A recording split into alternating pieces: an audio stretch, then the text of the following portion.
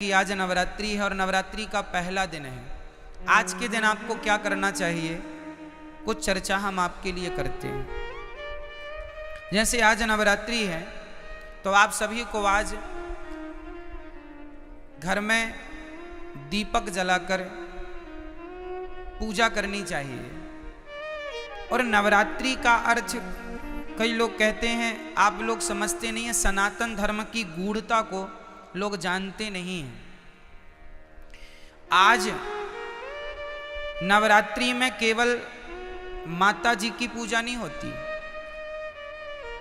इन नवरात्रियों में आप जिनकी पूजा करेंगे उनकी पूजा सिद्ध हो जाएगी। ये नवरात्रियों की महिमा है।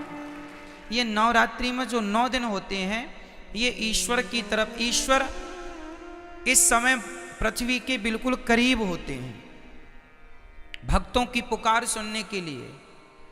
कुल मिला के ये कहें कि जैसे गर्मियों की छुट्टी में आप लोग मन बना लेते हैं, चलो घूम आवें, अब बच्चों की पढ़ाई लिखाई नहीं है, चलो थोड़ा कहीं घूम आवें, तो कोई कहीं कोई कहीं गर्मियों की छुट्टी में लोग निकल जाते हैं। उसी तरह भगवान साल में 2 बार पृथ्वी के समीप आते हैं देखने के लिए कि भक्तों का क्या चल रहा है। तो 9 दिन का भगवान छुट्टी का टाइम निकाल के 9 दूनी 18 साल में 18 दिन, नवरात्रि के 9 दिन ये, नवरात्रि के 9 दिन वो। इन नवरात्रियों में विशेष रूप से कौन,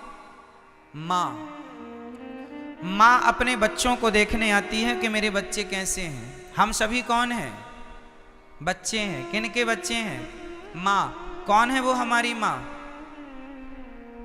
कौन माँ, कौन माँ। कोई कहे अम्बे माँ, कोई कहे दुर्गा माँ, कोई कहे लक्ष्मी माँ, कोई कहे भद्रकाली माँ, कोई कहे काली माँ, कोई कहे चंडी माँ। तो ये बताओ देवियां कितनी होती हैं, बोलो मेरी माँ।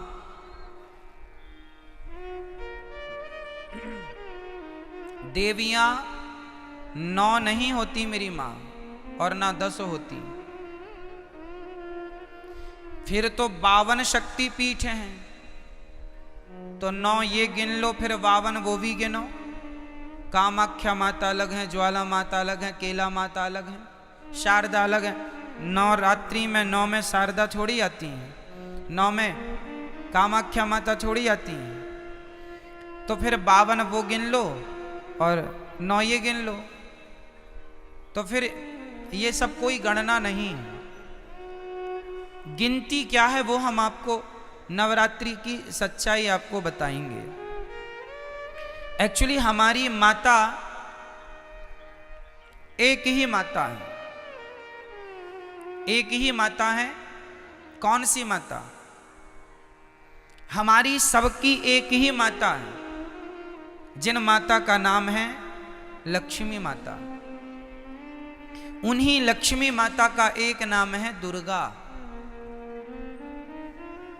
जैसे पानी और नीर और जल, कितने नाम हो गए, 3 नाम हो गए, नाम 3 हो गए, पर बात एक ही है, तत्व एक ही है।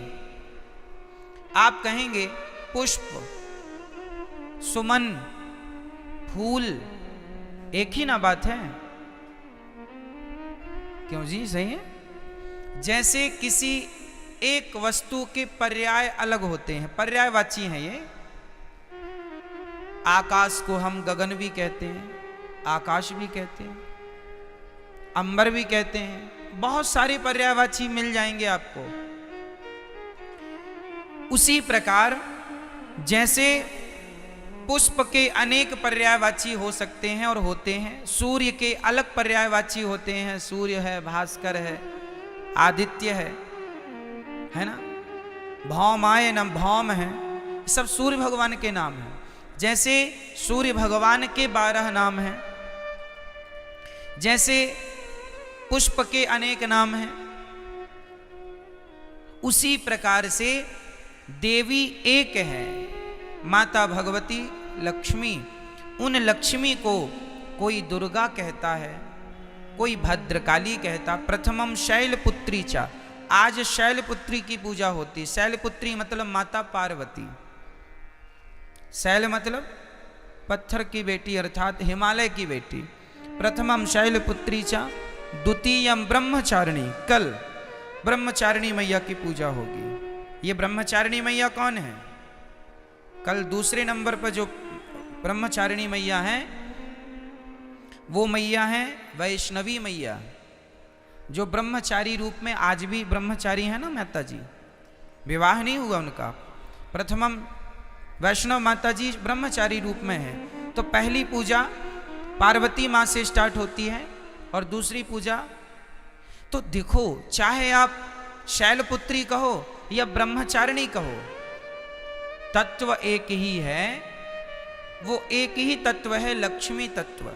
भाई ये बताओ, आपकी बेटी को क्या कहते हैं आप? बोलो।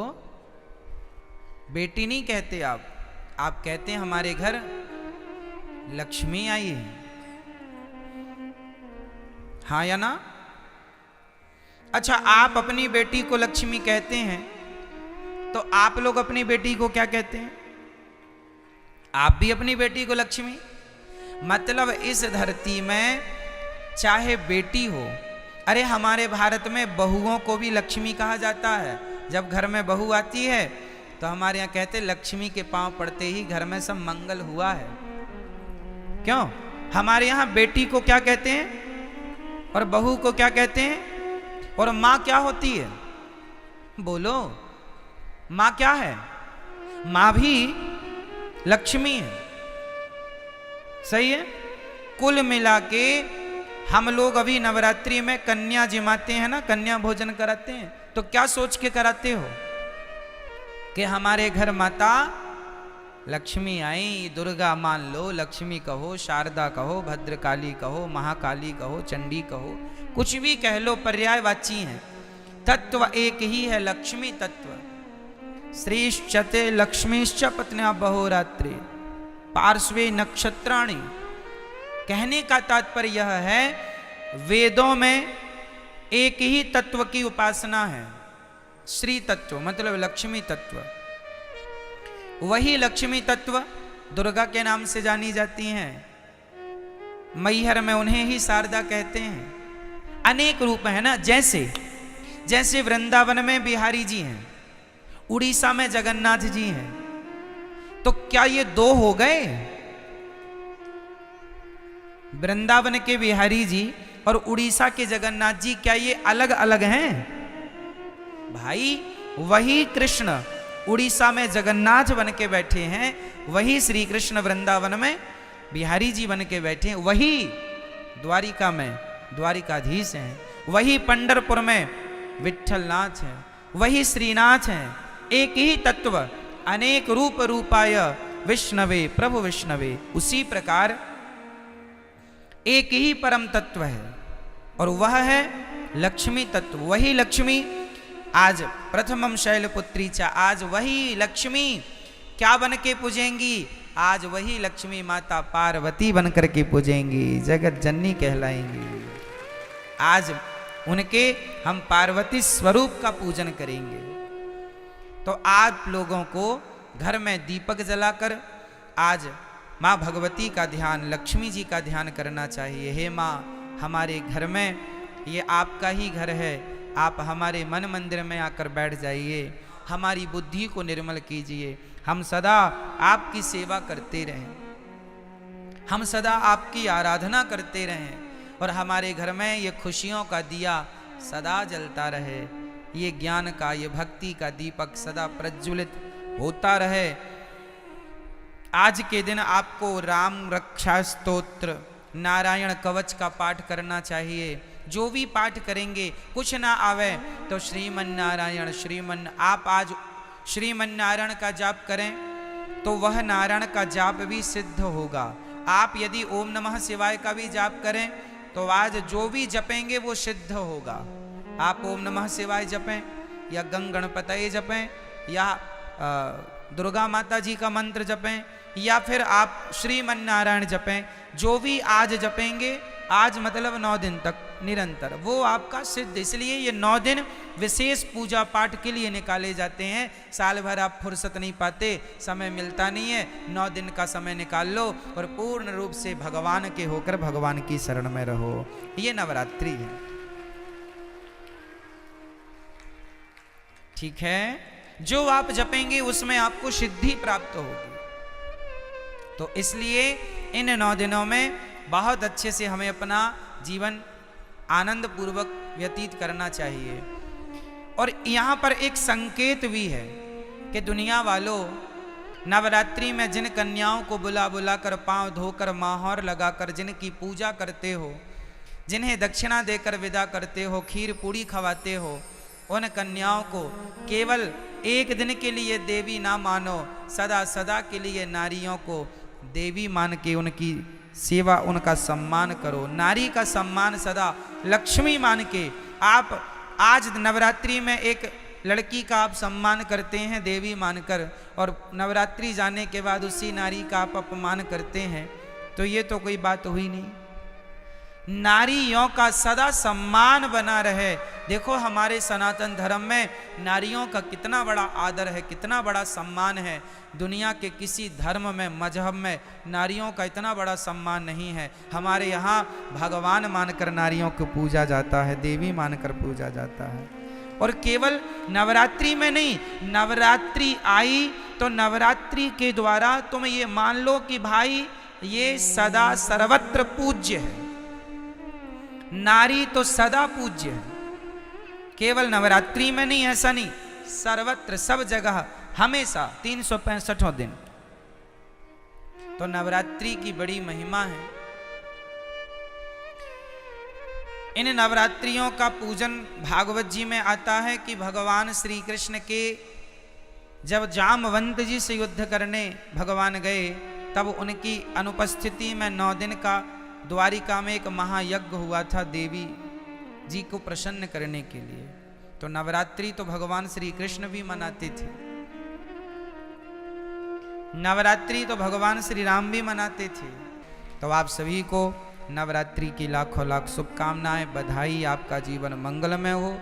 आज के दिन आप लोग अपने घर में कम से कम एक कन्या को बुलाइए शाम को, और एक कन्या का भोजन कराइए। पहले दिन एक कन्या को भोजन कराना चाहिए, एक से ज़्यादा भी हो जाए चलेगा, कम से कम एक। पहले दिन हमेशा एक कन्या, दूसरे दिन 2 कन्या, तीसरे दिन 3 कन्या, चौथे दिन 4, 5वें दिन 5, छठे दिन 6, 7वें दिन 7, 8वें दिन 8 और 9वें दिन 9 कन्याओं का भोजन करें। और अपने घर में कन्याओं को जरूर बुलाकर उनका सम्मान करके उनको आदर सहित भोजन कराइए, चरण धोइए। और यदि कन्या ना मिले तो कोई बात नहीं, अपनी माँ के चरण धोकर अपनी माँ को श्रद्धा से भोजन कराओ, ये सोचकर कि ये भगवान है, माँ है। माँ आपके घर में कन्या ना हो तो माँ तो है, तो माँ की चरण धोकर माँ का सम्मान कीजिएगा। ठीक है, ये नवरात्रि में देवी का पूजन। तो देवी तुम्हारी माँ देवी नहीं है क्या? क्यों? माँ से बड़ी कोई देवी है? इसलिए अपनी माँ, माता जी घर घर बिठाते हैं, हर गली चौराहे में माता जी बैठती हैं ना। हम कहते हैं कि आप मिट्टी की माता जी बनवा के बिठाते हैं, अच्छा है, सम्मान कीजिए, श्रद्धा रखिए, अच्छा है, सब ठीक है। पर वो माता जो मिट्टी की बनी है, उन माता में श्रद्धा तो रखिए, पर उनसे ज़्यादा उस माता में श्रद्धा रखिए जो परमात्मा ने बनाई है, जिसे आप अपनी माँ कह के बुलाते हैं, माता। उसका तो असली नाम माता ही है, माँ है। विडंबना तो ये है कि आज लोग मंदिरों में जाके माता जी को तो जल चढ़ाते हैं, माता जी की जय जयकार करते हैं, पर खुद की माता जी भूखी मर रही हैं, खुद की जन्म देने वाली माता प्यासी मर रही हैं, और आप जय माता दी के नारे लगा रहे हैं। इससे फायदा क्या है ये बताइए।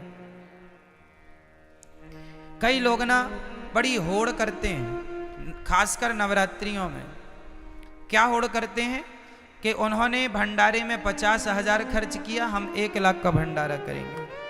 उस कॉलोनी में 2 लाख का भंडारा हुआ, हम 3 लाख का भंडारा करेंगे। क्या होगा इससे? तुम देवी को खुश कर लोगे? अरे ये ना देखो कि भंडारा कितना बड़ा करना है। ठीक है, जरूरतमंदों को भोजन कराना जरूरी है, ठीक है, कराना चाहिए, अन्नदान श्रेष्ठ दान है।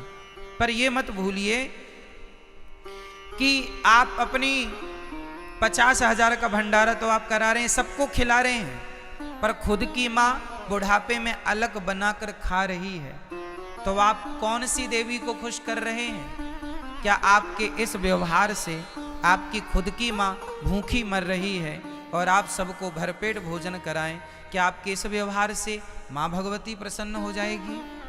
इसका विशेष ध्यान रखना चाहिए। और हम सभी को इंसानों को भगवान मानना चाहिए। किसको भगवान मानना चाहिए? हमारी माँ भगवान है, हमारे पिता भगवान है, हमारे पति भगवान है, हमारे गुरु भगवान है, हमारे अतिथि भगवान है। जो इनमें भगवान का दर्शन कर लेगा वो फिर पत्थरों में भी ईश्वर का दर्शन कर लेगा। जो इंसानों में ना कर पाया वो पत्थर कभी नहीं पूजता रहे, झूठा पूज रहा है, झूठे ही है ना। कबीर जी लिखते हैं कि पाहन पूजे हरि मिले, पाहन मीन्स पत्थर होता, पाहन पूजे हरि मिले तो मैं पूजू पहाड़, तासे तो चक्की भली जो पीस खाए संसार। पत्थर ही पूजना है तो तुम्हारी चक्की भी पत्थर की होती है, उसी को पूज लो, क्योंकि वो तो कम से कम तुम्हें आटा देती है पीस के। पत्थर ही पूजने हैं तो चक्की को क्यों नहीं पूजते? तो पत्थर पूजने की बातें नहीं है हमारे सनातन धर्म में। हमारे यहां मंदिर बाद में बने हैं। सनातन धर्म की गहराइयों को समझना पड़ेगा। कई लोग कहते हैं सनातन धर्म में तो पत्थर की पूजा होती है। ना जी, हमारे यहां पत्थर की पूजा नहीं होती। किसकी पूजा होती है वो मैं आपको आज स्पष्ट कर देता हूं। सुनो, हमारे वेद कहते हैं, पहला वाक्य है मातृदेवो भव, पितृदेवो भव, आचार्य देवो भव, अतिथि देवो भव। ये 4 वाक्य वेद का पहला मंत्र है। ये वेद यहां से शुरू होते हैं। पहली आज्ञा वेदों की क्या है? मातृदेवो भव, मां को भगवान मानकर सेवा करो, ये वेदों की पहली आज्ञा है। पिता को भगवान मानकर उनकी सेवा करो, ये वेद की दूसरी आज्ञा है। अतिथि को भगवान मानकर सेवा करो, ये तीसरी आज्ञा है। और गुरु को भगवान मानकर सेवा करो, ये चौथी आज्ञा है। अब सोचो, ध्यान से समझना, जो व्यक्ति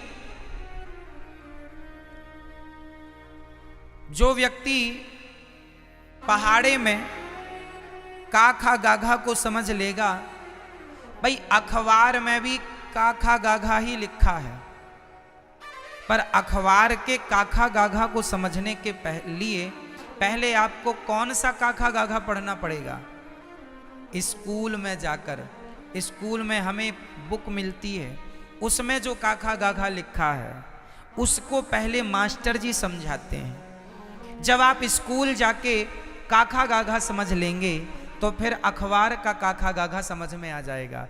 यदि स्कूल में काखा गाघा समझ नहीं पाए तो अखबार आप पढ़ नहीं पाएंगे। अखबार पढ़ने के पहले आपको स्कूल जाके पढ़ना पड़ेगा। जो स्कूल ना जा पाए, जो नहीं पढ़ पाए, वो आज भी अखबार नहीं पढ़ पाते। क्यों जी? सत्य है। अखबार पढ़ने के पहले क्या पढ़ना पड़ेगा?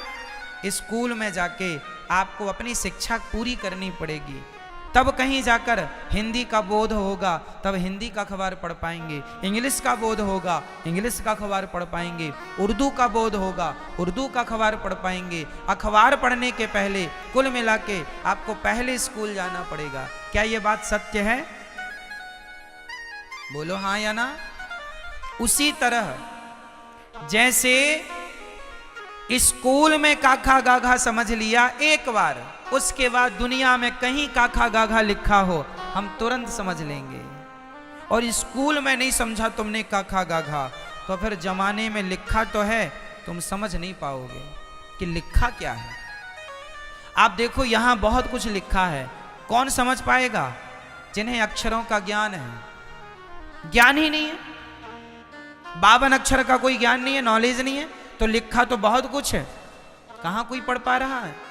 उसी प्रकार जैसे अखबार पढ़ने के पहले हमें स्कूल जाकर पढ़ना पड़ता है, उसी प्रकार पत्थर में भगवान है, पर पत्थर के भगवान को देखने के पहले अपनी माता के अंदर भगवान को देखना पड़ेगा, पहले अपने पिता के अंदर भगवान को देखना पड़ेगा। जो माता में भगवान को देख सकता है, जो पिता में भगवान को देख सकता है, जो गुरु और अतिथि में ईश्वर को देख सकता है, वही पत्थर में भी भगवान को देख सकता है। जो माँ में भगवान को ना देख पाया, उसे पत्थर पत्थर ही दिखेगा, तुम कितना भी पूजा करो। पत्थर है, कहते हैं, कहावत सुना होगी आपने, अनपढ़ के लिए काला अक्षर भैंस बराबर। अनपढ़ के लिए कहावत है काला अक्षर, सुनी कहावत ये वाली कि नहीं? क्या अर्थ है इस कहावत का? अनपढ़ है उसे तो काला काला दिख रहा है, भाई पुस्तक लिया तो अखबार लिया है, बस अब काला काला, क्या काला काला पूत दिया।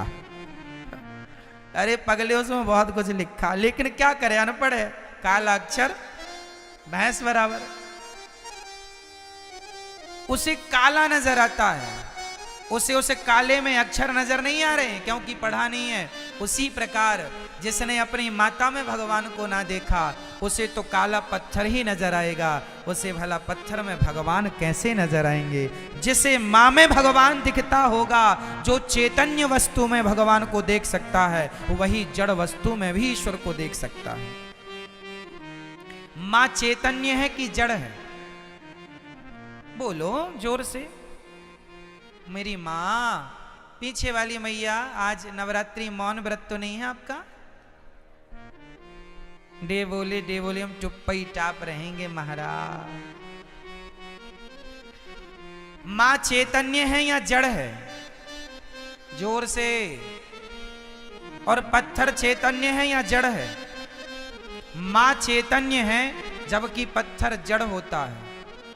तो जो व्यक्ति चैतन्य मां में ईश्वर का दर्शन कर सकता है, जो चैतन्य में भगवान को देख सकता है, वही जड़ में भी भगवान को देख सकता है। जो चैतन्य में ना देख पाया, उसके लिए काला अक्षर भैंस बराबर है।